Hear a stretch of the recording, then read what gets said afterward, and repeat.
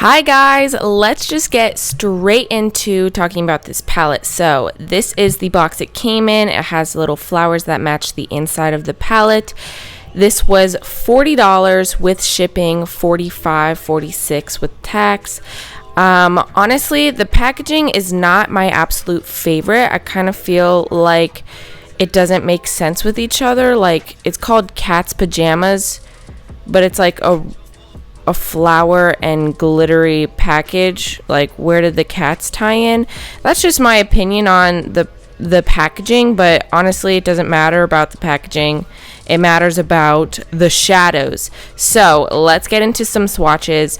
I went ahead and did finger swatches, and then now I'm going to do some brush swatches as well.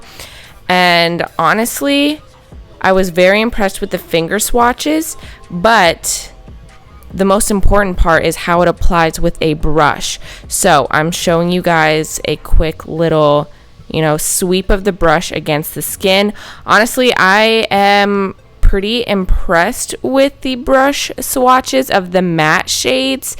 The mattes are amazing. They're very comparable to Makeup Geek or like a MAC shadow.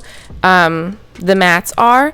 As far as the shimmers, I wish they were a bit creamier because applying them with a brush is kind of hard. I mean, you're gonna get some pigmentation when you apply them with a brush, but for the most part, applying the shimmers, you need to use your finger, and I have super long nails, so that was kind of difficult for me.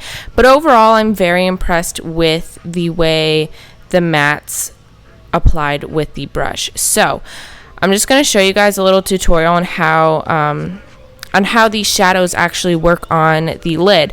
So I'm using the matte shades to create a crease, and I'm just going to continue deepening it up.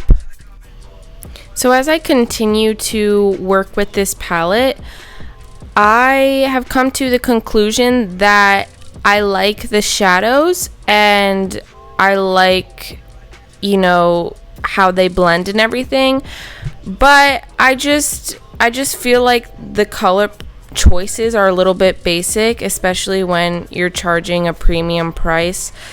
I think that if you are a huge fan of Laura and want to support her, then go ahead, do what you want, buy the palette. But for somebody like me who is a makeup collector and has lots of palettes that are very similar to this, I would prefer to jump into a Morphe palette that has 35 shades very similar to each other that you can blend and make lots of different looks with, than buy a $40 palette with, 14 shades or something. That's just my opinion. It's not a bad palette, but for the price, I would say it's not worth it in my opinion for a makeup collector. Now, if you are not a makeup collector and you are just dabbling in makeup and you want a very basic palette that you can use on the everyday basis, I think this is a great option.